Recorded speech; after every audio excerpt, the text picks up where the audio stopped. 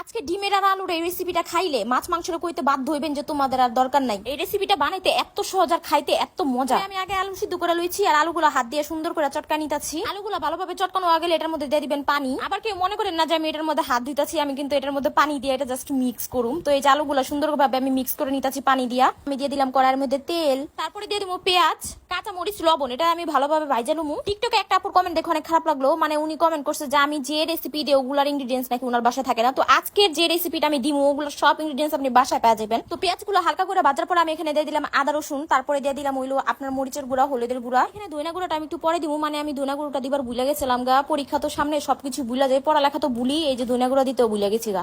তো এই যে দেখেন কথা কইতে কইতে কিন্তু আমার মশলাটা ভালোভাবে কষানো হয়ে গেছে। এখন এটা আমি দুই আলুটা যে ম্যাশ করে রাখছিলাম ওইটা দিয়ে দিমু আর এটারে ভালোভাবে মিক্স করে লমু। আর আলুটার মধ্যে যখন আপনারা পানি দিবেন তখন কিন্তু বেশি পানি দিবেন না, মানে পরিমাণ মতো দিবেন, যতটুকু ঝোল রাখতে চান তার থেকে একটু বেশি দিবেন। ওখানে তরকারিটা নাড়তে নাড়তে এটার ভিতরে যে ডিমটা ইউজ করবো ওটা আমরা ভাইজা লমু। তো ডিমের ভিতরে আমি শুধু পেঁয়াজ দিচ্ছি আর একটু লবণ দিচ্ছি, দিয়ে এটা এখন আমি ভাইজা লমু। দেখেন কড়াইয়ের মধ্যে তেল দিয়ে আমি ডিমটা ভাইজা লইতাছি। আপনারা চাইলে এটার ভিতরে কাঁচামরিচ দিতে পারেন, কিন্তু আমি যেহেতু তরকারির মধ্যে অনেক ঝাল দিচ্ছি তো এখানে আমি কাঁচামরিচ দিই নাই। তো আমি এখানে ডিমটা রোল করে ভাইজা লমু। আর আমি একটা ডিমটা কিন্তু দুই ভাগ করুম, তো এর লেগে আমি একটা একটা করে 3টা ডিম লইছি। আর ভাজা ডিমটা আমার কাছে মচমচাই ভালো লাগে, তো আমি মচমচা করে ভাইজা লইতাছি। তো 3টা ডিমটা আমি 6 ভাগ করে যে দেখেন এখন তরকারির মধ্যে দিয়ে দিমু। যেহেতু আমরা ফ্যামিলি মেম্বার 6 জন, তো আমি 6 টুকরা করছি, আপনারা চাইলে কম বেশিও করে দিতে পারেন। তো ওই হিসেবে আমি তরকারিটা রান্না করতেছি। তো তরকারিটা হালকা একটু জাল দেওয়ার পরে এই রান্নার আসল গেম চেঞ্জার ওটা হলো এই যে পেঁয়াজ আর রসুন দিয়ে যে বাগারটা দিমু। এটা দিলে এত গ্রান আসার একটা নতুন ফ্লেভার অ্যাড হয়, এটা খাইতে এত মজা। আপনারা ডাল যেভাবে বাগার দেন ওইভাবে বাগার দিয়ে লইবেন। তরকারিটা রেডি। আর এটার ভিতরে আমি দিয়ে দিমু শেষমেশ একটু ধনিয়া পাতা। তো ধনিয়া পাতা দিলে তরকারিটার থেকে এত সুন্দর একটা গ্রান আসে, আপনারা অবশ্যই কিন্তু ধনিয়া পাতাটা দিবেন। ধনিয়া পাতাটা দেওয়ার পর আমি 1-2 মিনিট একটু মনে করে জাল দিচ্ছি, মানে হালকা একটু মিশাল হয়েছে, তারপরে কিন্তু চুলাটা অফ করে দিচ্ছি, নাহলে কিন্তু মনে করেন ওই যে কি কয় ওটারে, মানে ঝোলটা শুকায় যাবে বেশি। এই যে দেখেন আমাদের বিখ্যাত বগুড়ার আলু ঘাটি রেডি, মানে ডিম দিয়ে আলু ঘাটিটা। এটা খাইতে এত